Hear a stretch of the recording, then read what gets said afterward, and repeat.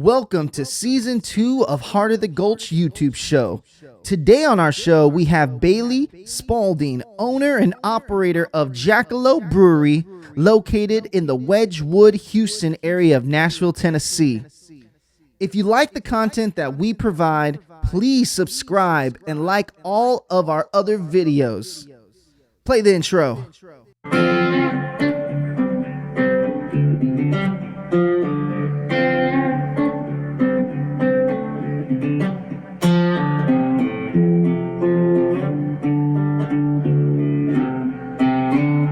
We are in the heart of the Gulch. My name is Tony Mendoza, your host. And, you know, it was so nice that we had to do it twice. And the way we're starting this off is one of my favorite breweries in the entire Nashville area. They got mythical names. They got legendary tastes in the Wedgewood Houston area. We got the owner of the brewery, Bailey Spaulding, in the building, and that is Jackalope Brewery. Thank you so much. See, I got better with my intros as we gone. Yeah, definitely killing it. Hey, thank you. Bailey, what's going on? I'm just excited to be here and talking with you again today. Well, I appreciate it. So just so you guys know, you know me, I can't hold a secret for anything. So we recorded a great podcast almost about a month and a half ago. Yeah. And crazy how time flies, ain't it? Well, yeah. And we got everything ready for you guys. Even I went behind the scenes and got your Walk the Line episode done. And then I was like, oh, the damn audio didn't save. So then I don't have a boo on here, but that would definitely give me a boo. But, you know, Bailey, I want to talk about, let's start from the beginning. We're not going to make it the same this time around. I want to make it funner this time. So we have all the Jackalope stuff in the way, in the scenes. I'm excited. But let's talk about Lovefest a little bit real quick, because Lovefest just happened. Yeah, that was fun. It was, I think we're all still feeling it a little bit. On the first Saturday of March of every year, we throw a big party and celebrate LoveBird coming out.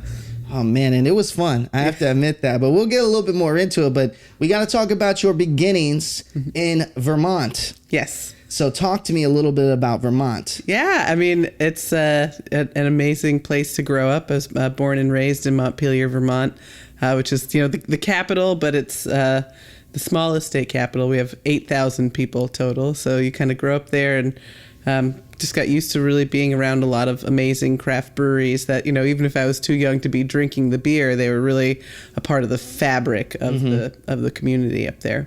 I mean, and that's something that you brought here to Nashville. I mean, when we talk about the brewery bringing people together, I mean, that is exactly what you guys do at Jackalope. I mean, you guys have events like every other week. Yeah, every week, really. Yeah. And also you are starting to have a lot of cool vendors stop by too. We just literally yesterday we had Bad Luck Burger Club in the building. Yeah, they're the best. And they are awesome. And they had nothing but great things to talk about, you guys. And that's awesome. Now, we're still going to go to where you're originally from. And what were some of the favorite craft breweries that you had in that area? Oh, well, when I was growing up, in the 90s, so it was Magic Hat was really big then, but Otter Creek was the brewery, Long Trail, Harpoon. Those were kind of the big ones coming out of Vermont in the beginning, and now there's I think. At some points, Vermont is the state with the most breweries per capita. So it's every time I go home, there's more awesome beer being made up there. And then, we're going to speed it just a little bit from there. But your background, your degree, if I'm correct, it was from Harvard? Yeah. Dude. That's crazy. That's awesome. Thank you. Yeah, it was a fun place to be. Well, my just to give you a little bit of background about me, my dad, he was lucky enough to get to University of Notre Dame. I knew I had no shot whatsoever to get to that prestigious of a university. So what was your time like in Harvard? I made amazing friends. It was coming from a very small town, I was maybe a little naive showing up there thinking it was what college was kind of like, but I had a great time, and I studied non-human primates, so I spent most of my time studying monkey evolution. I mean, you gotta go a little longer on that. What really enticed you about that degree and just that whole area? Well, I was really interested in conservation. I'm I would consider myself an environmentalist. And so I was interested in the idea of conservation through education. So the more you kind of learn about non-human species, the more you learn, it's important to keep them around and keep the earth a habitable place for them. Okay, and then from there, I'm guessing, I would only assume this, but going to a prestigious university that is very, you have to be studious for sure, right? There had to have been some long nights that just my friends would laugh if they heard me described as studious. Oh gosh, wait, explain that. Elaborate a little bit more. I was a master procrastinator in college, but I'm the type of person that if I find the thing I'm passionate about and care about, I'm all in for that. So once I kind of figured out what my degree concentration was going to be, and I was all in for that. But studious might not have been my number one descriptor. Well, you know what? I love the fact that you at least said that. Well, from Boston, right? Because it's in Boston. Boston has, when we think about beer scene there, they have a solid beer scene there. Oh, yeah, for sure. I mean, Sam Adams, clearly not too far away from it either, from the campus. Yeah, exactly. And so there was a little brew pub in Cambridge called John Harvard's when I was there, and I think it's closed since then. But there was, great beer there. And then I did a semester abroad at St. Andrews in Scotland, and so got to legally drink there. And they have all the kind of really like malty Scottish tasty beers were really cool. And then what about Boston? Boston has its own type of beer as well. It's a totally different brand. When we think about Samuel Adams, one of the most well-known brands in beer, period, right? Yeah. But I mean, there must have been a difference. Let's just talk in beer sense. There must have been a huge difference between Vermont and then going to Boston, right? Yeah, I guess. I mean, it wasn't the little craft breweries at that, this is like 2000 to 2004. So the little craft breweries weren't as big of a thing in Boston yet at that point. So clearly, Sam Adams was everywhere. And craft beer was becoming a thing really at that point. Like, if we really, it's like if you're having a party and you really wanted to feel fancy, you'd get Sierra Nevada Pale Ale. That was like the thing. Even though it wasn't from Boston, that was like, and Dogfish Head, like those were like just kind of coming out. And the idea of local, I guess, wasn't quite as important when you were in kind of a bigger city like that. But the idea of craft really was. And, as the craft beer world has progressed, now even when you're in a big city, local is what it's all about. Absolutely. I mean, I'm totally there with you on that. So speaking of local, let's talk about your transition and, coming here in 2006 and I believe studying at Vanderbilt, right? Yep. Went to Vandy Law School. What was that like? I mean, so in the kind of swirling around environmental things, I thought I went to law school thinking I wanted to be an environmental lawyer. And I really enjoyed it. I had literally never been here before I moved here, and just wanted to be in a different part of the country, and, loved music, loved, the idea of a really vibrant up and coming place. And I had a really great time in law school. But spent most of it not wanting to be a lawyer, so maybe that's why I liked it so much. And you started doing you started going in the garage, right? Just in my house. Yeah, I was home brewing.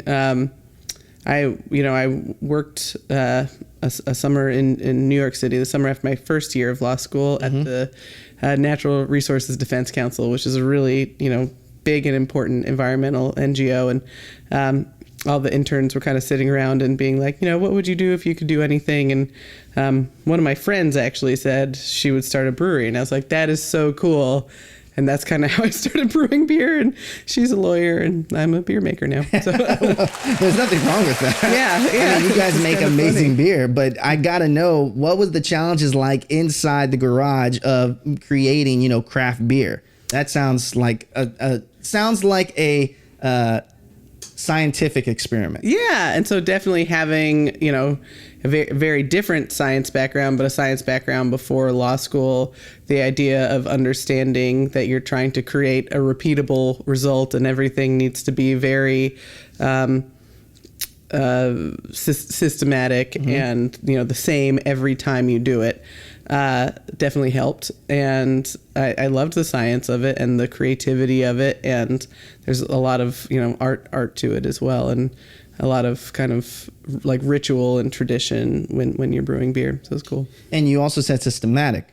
Yeah. So, I mean, talk to me, just talking to a novice here who has no idea how to craft a beer. Yeah. I mean, what are some of the things that are necessary to creating that beer? Sure. So if you go all the way back to the basics, the essential ingredients in beer there's 4. So it's water, malted barley or another malted grain, hops, and yeast.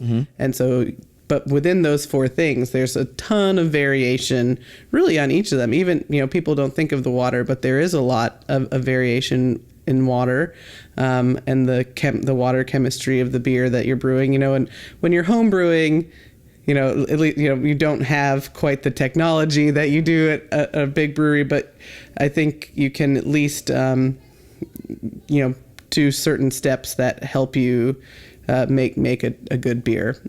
Yeah. Well, I mean, that's for sure. And a lot of headaches, I would assume, too, because just starting anything, even like us starting here in the Gulch, right? The headaches of just trying something new for the first time. I mean, I'm sure there must have been times where you were like, why am I doing this, right? Yeah, of course. I mean, I think, you know, as we were writing the business plan and then you're kind of putting it into place, it's definitely nerve-wracking that you're, and, you know, at that point, there wasn't a lot of it happening here, which was good and bad. You know, it was like, I felt like we had a lot of people paying attention and rooting for us because, you know, Yazoo had opened in 2003 and then no breweries opened in Nashville till we opened in 2011. So I felt like we were able to, you know, we kind of capture people's attention a little bit that way. You're able to trailblaze. Yeah, a little bit. And let's keep going on that because we're talking when your first brewery opened, the shop was located in the Gulch. It was, yeah. And it was right across the street from Arnold's.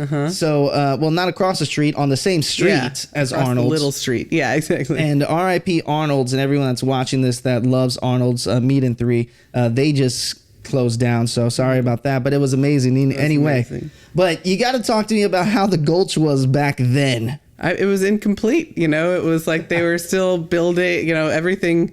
It was, I mean, I know everything's under construction now too, but all the buildings that have become kind of the core of the Gulch weren't really here yet. And it was like very, you know, at that point it was like parking was easy. You could park wherever you wanted. But there wasn't a lot, exactly. Pluses and minuses. There was not a lot of, you know, like street traffic because the convention center wasn't even built yet. And so there was not a lot, the whole like idea of Sobro wasn't there. Thing yet. It wasn't a thing. So now everything's kind of connected a lot more, you know, like the Mercy Lounge and Cannery was there. And that was helping kind of connect the neighborhoods a little bit because it was kind of halfway between the Gulch and downtown. But it was, you know, because Yazoo had kind of, you know, not planned, but the two, you know, we moved in like a block away from where they moved. So, because they were originally in Marathon and then they moved to the Gulch and opened like, you know, 6 months before we did. And, you know, I remember Linus like, you know, forklifting something down the hill for us, you know, like things that wouldn't really work anymore. Well, no. And not only that, I remember you said the convention center. I think the convention center was once a club, right? Or it was like Christie's. It was Christie's. The only strip club I've ever had the I don't know if I'd say pleasure being in, but I was there. You've seen it once or twice. Once. Okay. That was it. Okay. Yeah. Okay. So talk about so the scene was just being developed when you guys came in, when Jackalope just came in. And I remember saying that, I remember listening to a previous podcast that you guys did, that you guys had to brew ahead of time because you guys were only open. Yeah. Talk to me a little about that. It was like open 2 days, 3 days a week or something like that? So our equipment, in kind of the things going right and wrong, our main brewing equipment that would let us brew 30 kegs at a time, was about 7 months delayed. And so we had to get like this little, 1 keg at a time brew system, because everything else was ready to go and we needed to start paying rent, and so we started, myself and Steve, who's we joked he started as intern Steve, but he's my business partner now. And shout out to Steve. Yeah, he's great. He's the best. And so we'd brew every day, but we'd only have enough beer for our tap room to be open on Fridays from 4 to 8 p.m. So that was it for the first 6 months. For the first 6 months? Yeah, and so we'd brew all the beer, and then you'd bartend at the end of the week, and that was it for a while. And we weren't trying to be like hip or cool. Yeah, I was about to say, hey, have you seen this bar that's only open 4 hours a week? It's like, no, that's just literally all we could do. And then our equipment got online, and we were able to open in a more real fashion. What I was telling Andy from Bad Luck Burger Club is scarcity. Yeah, exactly. I know it sounds crazy, but I know it sounds like you were not intentionally trying to only be open one day for 4 hours. Yeah. But the scarcity behind that, because people got word around town, right? Mm-hmm. That, hey, this brand new craft brewery is in the building. Yeah. In the Gulch, before the Gulch was cool. But, it was cool.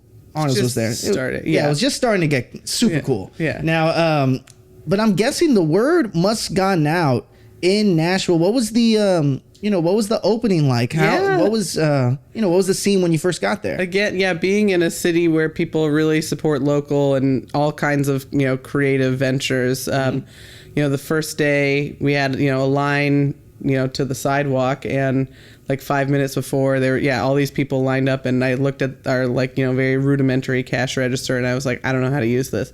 And so it was wild. It was just totally wild, but it was in retrospect really good for us that we were able to be in literally all parts of the business, and that kind of helps you grow as you bring more people in. You can really relate and understand kind of what they're going through, because I'm like, I bartended for 3 or 4 years, like I brewed all the beer for 5 years, like I did lots, all the aspects of it, and now I don't really do either of those things. Well, I don't have a boo. I never keep a boo in here, but that's just adding on to just everything, right? That's funny. Okay, so back to the Gulch and starting the business. Mm-hmm. Now, what were the original beers that you guys had in the business? Yeah, so the first, Bear Walker, which is our maple brown, that was kind of the first homebrew recipe I ever brewed, is what eventually became a Bear Walker. The first recipe I wrote is what became Bear Walker. And then we had Thunder Ann, which is our American Pale Ale we still have, and Rompo, which was a red rye ale that we kind of have at least put into semi-retirement. We brought it back for a little bit of fun last year and a little bit of nostalgia, but again, that style maybe was super popular a decade ago, but not really in vogue right now. What would you say is in vogue right now in the craft brewery scene? Sure. Of course, all the IPA variants. I think, it's interesting because IPAs, I think, are about 33% of all the craft beer consumed are IPAs. But we don't lead with our IPAs. We have awesome ones, but they're not kind of our most flagship beers. And not only that, it seems like there's going towards a lot more sours right now too, and different flavors. I learned this last time we were on was adjuncts. Yes. And adjuncts and things that change everything. And I'm guessing that's more in vogue now, right? It is. Yeah. When we were first brewing LoveBird, which again, LoveBird started as a homebrew recipe, and it was part of our first, kind of the little mini seasonals we would do the first year.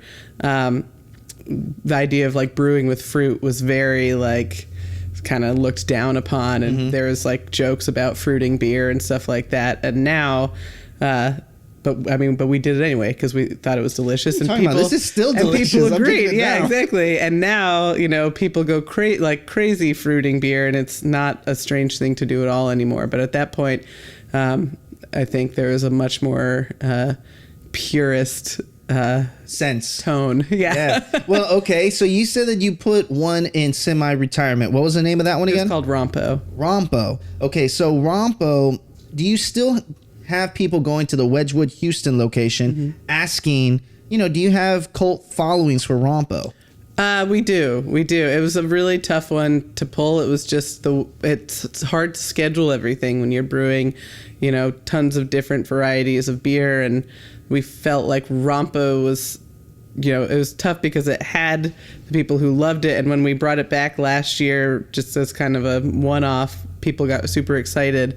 But it just wasn't, it didn't have enough people who were buying it over our other brands, so it didn't work. Well, it sometimes it happens like that. Yeah. It's fun to bring it back. That gives a good energy. Exactly, it gives good energy. And speaking of good energy, I want to know this from because we're still on the Gulch location in my mind. Okay. And in the show. Excellent. And so I want to know who created all the logos that you see. Sure. Was that in the first location or when you transitioned to the Wedgewood Houston location? Our main logo, our jackalope, our little jackalope silhouette, has been the same since the very, very beginning. And that was my original business partner, Robin. Her sister-in-law actually is a great graphic designer, and she did that for us. And most of our cans, like that kind of more intricate artwork, I guess it's on the shirt too. Yeah, there you go.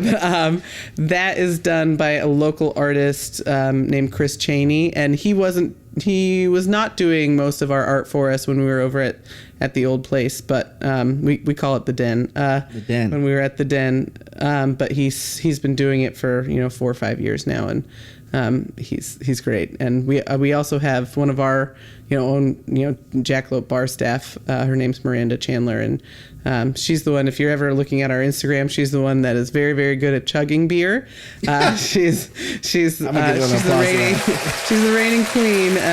But if you she's also a really talented artist, and so she does some of our cans as well. Well, I have to say, because one of the things that not only the names of all the different types of brews that you guys got, also the look of all of these cans, I think are amazing. So shout out to that artist, because that artist, it jumps off the shelves in my opinion. Thank you. Yeah, we want, they both know us really, really well, and really know how to kind of express our brand through the graphics and the art. Yeah. Okay, so talk to me about transitioning to Wedgewood Houston now, the humongous facility that you guys will get to see on the Walk the Line part of the show. So I'm excited about that. Yeah.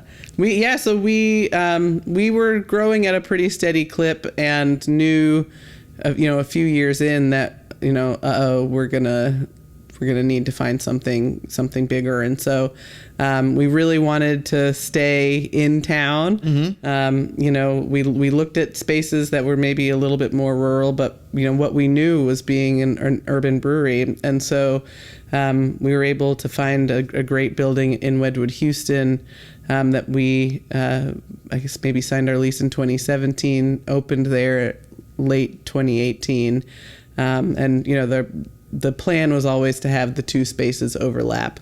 So we were going to keep the tap room at the Den open. The Den, yeah. And then kind of move all the production over to the ranch, and then when our lease ended at the Den, close that space and move everything over. Not only that, it seems like a lot of places in that area of the Gulch, right outside, right by that party foul and everything, that whole strip right there is just slowly starting to change. Yes. As time goes, right? But so talk to me, and you guys call it the ranch. Yeah, we call it the ranch. In Wedgewood, Houston, which is dope. I love that. Thank you. So the ranch, you guys developed the ranch before Wedgewood Houston's neighborhood really started getting cool. Yeah, it was, Bastion was there we're right across the street from Bastion. And so I remember when I first went to Bastion, I was like, who's going to get that building across the street? And we did. So it was good. But, it's now there's, again, when you talk about there not being foot traffic and then suddenly there's a bunch of people, we see a similar momentum happening there that we had in the Gulch. And it's a really cool neighborhood. I love it. Well, when I think about when I think about the ranch, when I think about y'all's location today, I think about these humongous tanks that we got to show everyone. But I mean, how challenging was it to develop, the whole area where you're able to bottle and not only that, but also add the big tanks? I mean, was that challenging by itself? Yeah, I mean, I think it was good for us that we'd, had the first space and it had a lot of time kind of working in a in a place where we didn't really know what we were doing when we put it all together.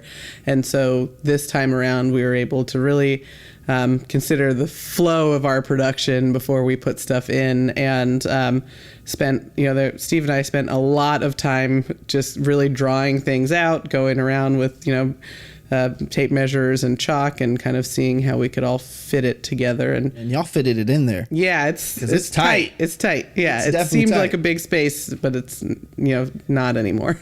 Well, when you think about a big space, because we're gonna move on to a little bit more of the events. Did you guys always at the Den in the Gulch? Did you guys put on a good amount of events? We did. Yeah, our tap room was much smaller, but we would get special event permits and throw parties in our parking lot quite a bit. Do you remember the first event at the Den in the Gulch? The very first, I remember our first really big party, I think, was our Halloween party. Okay. In the fall of 2011, and that was a lot of fun. And then we started, I can't remember the order of things anymore. Our first, I think like our first birthday party was like the first really big one, and then we started doing Lovefest, and we do a Bruce Springsteen kind of tribute night in the fall, where we brew a beer called Spruce Beerstein, and it's a black IPA with spruce tips, and we have Bruce Springsteen cover bands play and stuff. So that's a really fun one. And then we do one called Peach Yourself in the summer. That's one of our biggest days. And this year was our very first Oktoberfest. So we'll do that one again. Speaking about that Oktoberfest, so in the ranch, in y'all's location today in Wedgewood, Houston, my first ever event going to Jackalope was the Oktoberfest. And that October... And they spell it as a B, right? As a bear, right? Oktoberfest. That's what we called it. Yeah. Oktoberfest. It was so much fun. It was, we had no idea. We didn't expect it to be nearly as big as it was, but people went nuts for it. And we had, an amazing, kind of traditional German band. And we had stein holding contests. And it was, we're going to blow it out again this year. And I love it. And hopefully we can see some more of these awesome food trucks there too. Hopefully Daddy's Dogs will be able to make another that was great. There. I love Daddy's Dogs. Cool. Yeah. And because that's something we haven't talked about, but I'm going to put a little shout out to that too, because you guys were the originator. You guys were one of the first ever to house a Daddy's Dogs location. We were, at the Den. Yeah, they would set up, again in the parking lot at the Den. We were the first place that the Biscuit Love food truck set up shop as well. So speaking of the Gulch, before he had a brick and mortar, he just had a really cool Airstream, and we were the first place he came to, so it's fun. I think it's super cool how Heart of the Gulch is starting to do this. So I guess if you think about like foundations, you would be the foundation of what Daddy's Dogs was, and now Daddy's Dogs the foundation of Bad Luck Burgers. It's like getting all these different levels of it. Yeah. So I want to know, who would be your big foundation? Who's your foundation? Who I got to go see? I don't know. That's a good question. I don't know.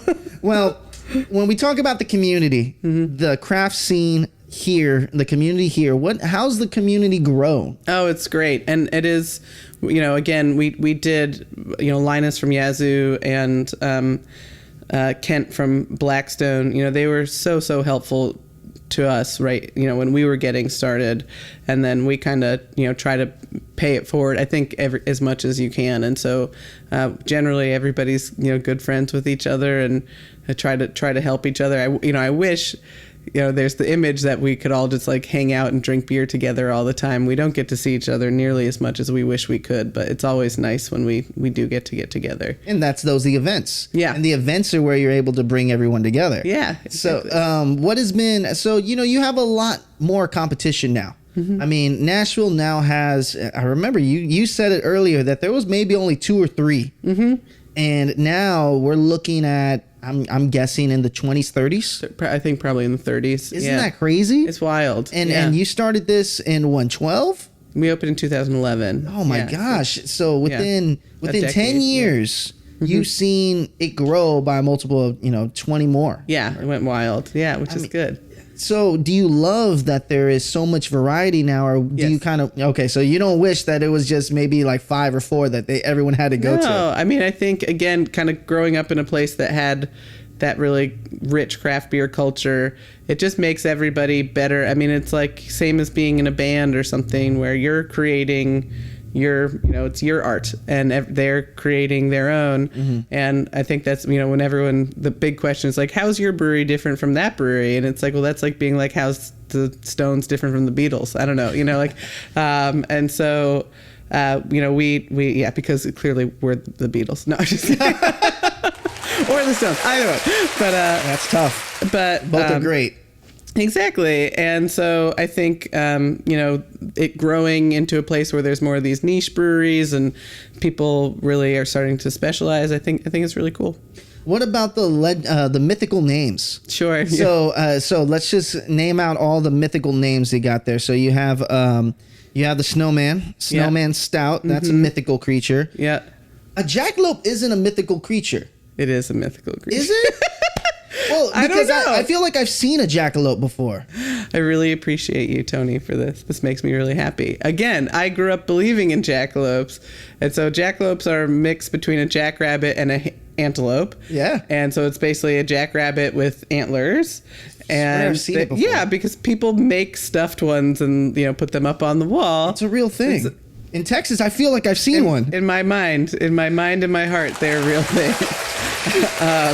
And so that's, one of my friends gave me a T-shirt with a jackalope on it that said, "Believe in yourself." So when I was graduating from law school and kind of telling people what I was doing, and people thought I was a little nuts, it was like, believe in yourself. You got this. Be the jackalope. Exactly. So that's where it came from. And then you have a few other ones, right? So you have Thunder. So talk to me about Thunder Ann. Yeah, Thunder Ann. Yeah, so that's our American Pale Ale. And Thunder Ann is actually named after Davy Crockett's mythical wife. So he had a real wife with a different name. But there's kind of these like legend stories about a woman named Sally Ann Thunder Ann Whirlwind Crockett. So we shortened it just to Thunder Ann, and it was they're like great little kind of like folk tales about her. And we thought that was perfect kind of for our American. Okay, Pale. and then let's also the one that I'm scared to pronounce with the S. Sarka. That's our Bohemian Pilsner. And so again, Sarka, she's a mythical, legendary character from, the Czech Republic.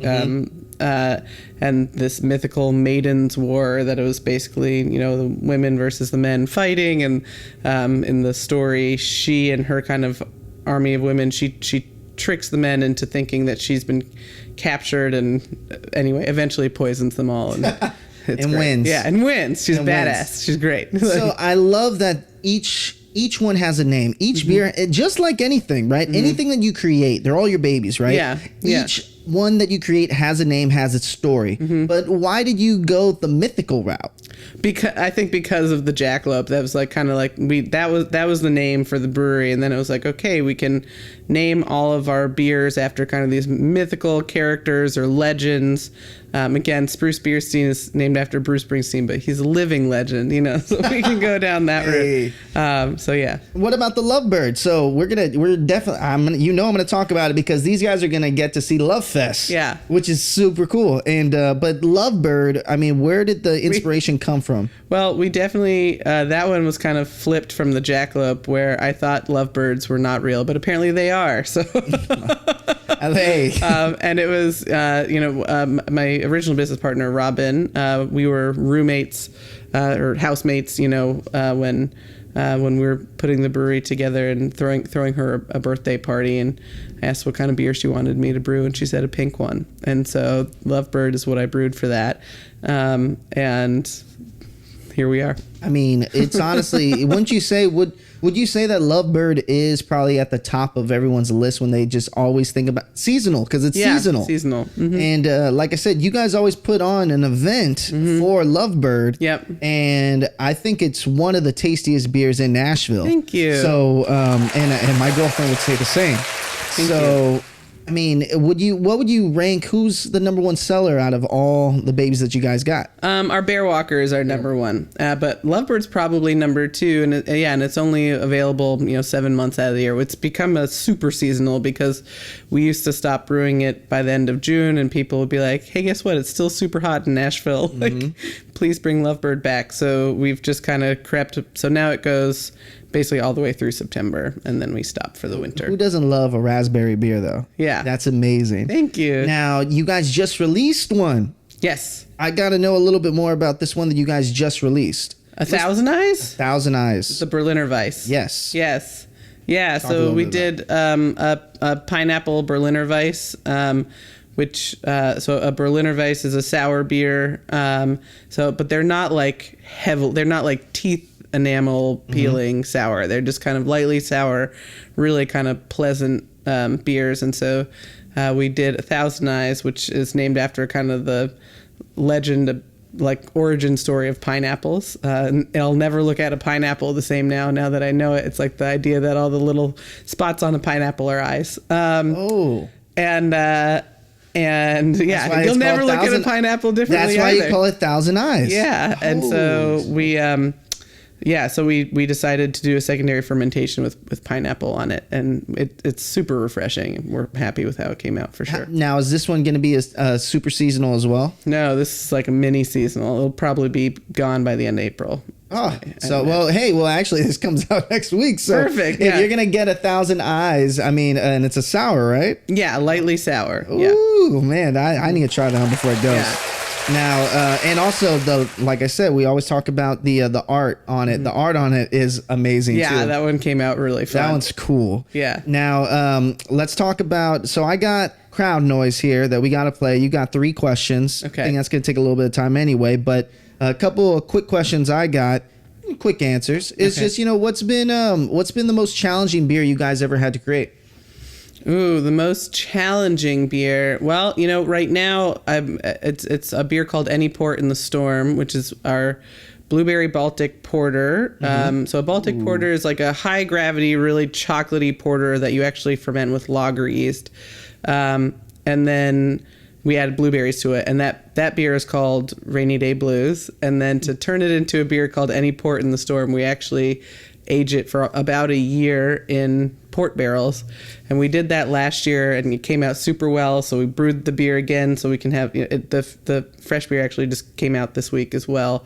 And then we'll barrel age it, but I'm having a really hard time sourcing port barrels right now. So that is a big challenge. You don't think about kind of those pieces. It's a lot of logistics. Yeah, and that again, it's like it takes over a year of producing and logistics for Any Port in the Storm to come out and come to fruition. So you also showed us like the behind the scenes of how you guys keep everything and and it's crazy because these are humongous spots. They're not small at all. And you guys even house we had Disc Insider on. Yeah. Believe it or not on the show. Yeah. So I mean, Disc Insider even has our neighbors. Yeah, y'all are neighbors. Okay, so then another quick question I have is where can everyone find these beers? Sure. Well, really all over. You come to the ranch, and that's where you can really get anything that Jackalope makes. And then I think probably the best thing to do is to go to our website, jackalopebrew.com, and we have a beer finder. So you can put your zip code in, and it will tell you everyone who's bought beer, in like the last 30 days, all the accounts that have bought. And it's a little bit lagged. It probably shows you everyone who's bought, 30 days up to 7 days ago. Probably anyone who's bought within the last week, it probably isn't quite up to date yet. But well, would you say that if there's someone watching this, let's say in Texas? Oh, yes. yeah, keep going. Yeah, right. I forgot because we just launched this last week too. Do it. Come on, talk about it. We've done a lot. So we just launched direct to consumer shipping in 44 states plus DC. So all of our core beers and our kind of main seasonals you can get shipped to you. If you just go to our website. Hey, that's a big deal, dude. Yeah, that is a big deal. I can't keep up. No, you're good. You guys are moving. Literally, she's been moving all day, and she's going to be moving after this interview. And now, when like going back to the original question to Texas, if there's someone in Texas that wants to try a Jackalope beer, what would be your first recommendation?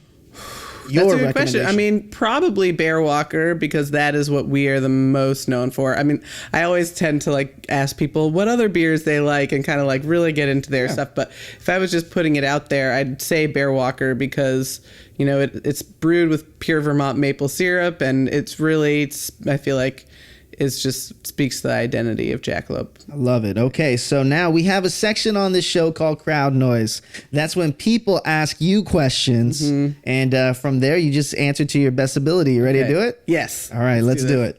All right.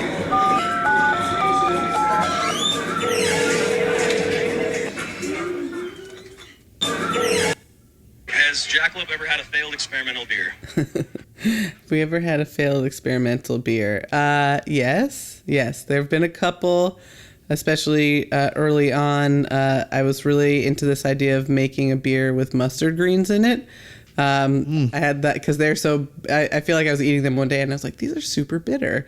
So that like the idea of using mustard greens as like a bittering element instead of hops, and that did not work. I tried that in a lot of different ways and it never worked. And then we did what we're friends with the folks at Hattie B's, and so we've kind of experimented with the idea of using some of their kind of spice in a beer. Ooh, that's interesting. But adding it, this was years ago. The idea of adding it early, the pre-fermentation, it actually killed the yeast, and so we couldn't get the yeast to ferment. It was like the spice was too much and just inhibited the yeast, and it never actually fermented. So maybe someday we'll look at that again. We do have other exciting stuff we're doing with them right now. So well, that's cool, because so for the people that are watching this that are not located in Nashville, Tennessee or surrounding areas, Hattie B's is one of the bigger spicy chicken organizations, restaurants that are in Nashville. So Hattie B's is well received in the city. So I would be super excited to see what you guys got coming up for that one. Yeah, we got some fun stuff going on with them. Okay, we got a second question. We got 3 questions, but here's the second one. All right. In Jackalope Brewery, just wondering, man, who's the most famous, most well-known person that's ever drinking your beer? The most famous person who's ever had our beer. That is a tough question. That's a really good one. I don't believe he drinks anymore, but Tyler Childers used to perform at Jackalope. Margot Price. Well, and way in the beginning, Walker Hayes actually wrote a song about us. What? I don't believe he sings anymore. Or of course he sings. I don't believe he drinks anymore. I think that was actually a piece he's gone through. But he way in the beginning, he unsolicited. I think he was just a writer for Universal or somewhere. And he just kind of showed up at our loading dock and said, I was really inspired by your story. Listen to this song I wrote about you guys. And we still have the little, MP3 or whatever of it. It's so awesome. It's a great song. That's sick. That was cool. And he was, this was before he had his really big break, but it's fun to kind of, have known people when. What's been one of the coolest, I think I asked you this last time, but this is such a cool question. What's been one of the coolest pictures you've ever seen someone drinking your beer that you can remember? Oh my gosh. The coolest pictures. Some people would kill me right now. You don't got to drop names. I'm not good at that one. But I think just for me, it doesn't matter who it is. It's just people enjoying it. Like for me, particularly in like nature, if you're going out for a hike and bringing like a can of our beer with you, like that makes me really happy. Yeah, screw water. That. Exactly. Exactly. Who needs it? But that's what, typically when I go for a hike, when I get to the top of the mountain, I'll have a beer at the top and then walk back down. I like that. Now, I mean, I'm guessing there's been many people, because you can look up right now on Instagram, just look up Jackalope Brewery or just Jackalope Beer, and I'm sure there's a plethora of different either events going on in you know, in y'all's location, and then also pictures of just people just going out somewhere and enjoying a beer. I think about going to Destin last year. So Destin last year, me and my girlfriend and our friends went, and I think this was actually one that we had that we're drinking on there. We loved it. Thank you. So I think and I think every beer that you guys have a certain occasion, have a certain look. So like I said, the Snowman Stout. Yeah. Where's the perfect time to drink that? I mean, for me, that's like when it's cold, like, you know, beginning of the winter, and you're just kind of like getting nice and cozy. You know, we brew it with Olive and Sinclair cocoa nibs and Bongo Java coffee beans in it. So it's just like this really roasty, fun kind of when the evenings are cold kind of beer, and yeah, that one makes me, you know, that's like an around the fireplace type. What do you beer. see for Thousand Eyes, your brand new release? Oh my goodness, Thousand Eyes is all about spring and getting to be outside, sitting on patios, like, you know, it'll be gone before it's like pool weather, but it's about, you know, just getting outside and getting some fresh air. Yeah, because we've been inside for too long. So Thousand Eyes to see 1,000 things outside. Exactly. I love that. All right. Exactly. All right, now we got our last question in here. Last question is brought to you by the good old folks at Bad Luck Burger Club. Dear. Andy, let's see what he has to say. Yo, hey Jackalope. Here's my question. What's in the LoveBird? Is it like a bird? Is there a lot of love in it? What do you put in it that make it taste so good? Because it tastes pretty good. And like some beers don't taste good. So what'd you put in this beer to make it taste tasty? There you go. It's a great question, Andy. Lots of birds. No, yeah, taste. No birds were made in this beer. LoveBird is vegan, I promise. And so yeah, it's just all the strawberries and raspberries. We do it. You know, it's a wheat beer with a secondary fermentation with a whole bunch of strawberries and raspberries in it. So that's what does it. Oh man, and like I said, what I'm learning is there's a huge cult following because a lot of people, when I say Jackalope Brewery, they go to LoveBird really quick. Yeah. And I mean, how cool is that to hear and just know that there's such an audience for that. Yeah, it's wild. You know, and when you're kind of asking about pictures before, and one of my favorite things is just, you know, sometimes you're not even in Nashville and you just see someone walking down the street wearing a Jackalope shirt or a LoveBird shirt, and you're like, holy shit, like, it's cool, you know, you're like really, you know, getting into people's lives, and that's really, really fun. I mean, if someone's buying a shirt, that must mean that they have a pretty good memory of it. Like I said, we were talking off air, but like we were both on the same daytime TV show, and I was able to open up one of these beers and it spilled all over the TV area. So, and then I was like, you know what? Since I spilled everything, I need to buy me a shirt of the beer that I spilled all over. That's okay. So well, I always end it the same two ways, besides us going to the Walk the Line episode. But the last two questions I always ask, once is always about hate and the doubters that you may have had in the beginning. Sure. I mean, how do you stay ahead of it? How do you not think about it? Or, you know, did it ever get to you?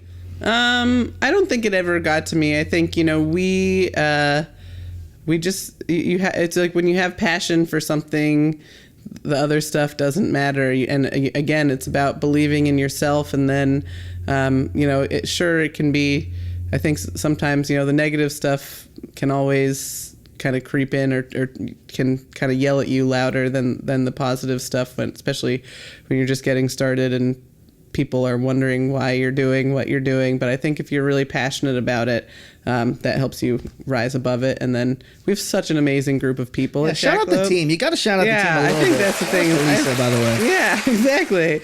Our team of people at Jackalope, they're my favorite people. And so that's, it's an amazing thing. You know, we don't take that for granted going to work every day. And that just takes the cake. It's very vibey there. It's very nice. It's very, like I said, it feels like a family every time that I stop into the brew house and everything. It feels amazing. Yeah, thank you. Okay, and then my last question I got before we go on to your day in the life is 2023. Yeah. We are by the time, well, actually, this is going to be out on Monday. So on 2023, what do you got down the pipeline? Or is there anything you could share? Because last time we had this conversation, it was about Lovefest. I know. So, what would be the new thing that everyone could look forward to? Well, we just announced today, so it'll just be a couple days ago when this airs. We're doing our it's called Movies on Tap kind of collaboration with the Nashville Film Fest. So we just announced 6 different movies that we'll be showing at the ranch kind of throughout the year. I'm super excited for that because we have some really fun ones, and I think it'll just get everyone really excited. And the kind of direct-to-consumer shipping in all the states is going to be a big part of it. That's really big. And, hopefully a couple more states will be seeing Jackalope in it in all facets by the end of the year. And what about events that people can attend? Obviously, you have Oktoberfest. Oktoberfest, we're going to have Peach Yourself, which I believe is going to be on July 1st. And we always release a couple different fun peach beers for Peach Yourself. We have a little Sebastian lookalike for anyone who's a Parks and Rec fan, and it's just kind of another fun day. And I guess the next one coming up, St. Patrick's Day, right? St. Patrick's Day. We don't, it's actually our kind of general manager. St. Patrick's Day is her birthday, so we celebrate more. I feel like that than St. Patrick's Day, but I guess our next big party would probably be. Our 12th birthday party will be in May. It's going to be on May 20th. Hey, well, happy early birthday. Thank you. That's amazing. 12 years is quite an astonishment because we haven't even hit 1 year here in the Gulch. You guys are doing it, though. Well, I love it. Okay, so the way that we always tee it off is you say your name, organization, and say, this is how I walk the line. You've done it before. Okay. Do I look there? You look directly to the camera. It's like you're a pro. It's like you've been here This is before. the hardest part for me. No, you're good. You've already done it. It's already shot. Don't worry about it at this point. Okay, that's true. All right, so after the applause, tell everyone this is how you walk the line. All right, in 3. Hi, this is Bailey from Jackalope Brewing Company, and this is how I walk the line.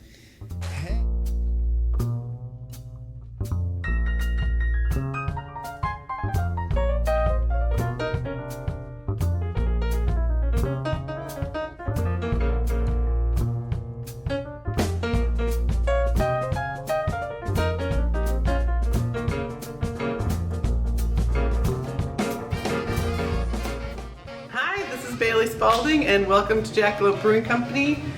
We're in the tap room now. I'll show you guys around. Over here is the bar where everybody gets to order tasty beers, and where people can sit and drink and enjoy their time together. We have a little merch station over here, so you can get all your Jackalope Brewing Company needs. Yeah, normally when you actually come in here, there's actually people sitting in the yellow chairs. We're normally pretty busy, but right now we're recording before we open today, so you really get to see the joint. All right, welcome to the brewery. This is where we actually make all of the beer from Jackalope. All these big tanks behind me are our brew house. We have a 30-barrel brew house, which means we brew 60 barrels of beer at a time, and we brew 5 or 6 times a week. Why does it look so industrial? Oh, sure. Yeah, it is a very industrial look here. We operate on stainless steel. Everything has to be super, super clean so that your beer doesn't have anything funky in it that we don't want. Perfect. Okay. Talk to these big boy right Okay. And so after we're done brewing, the unfermented beer, which is called wort, is pumped into one of these cone-shaped tanks, which are our fermenters, and that's where the yeast is added as well. So we know the yeast eats the sugar and converts it to alcohol, and so that's how it really makes your beer.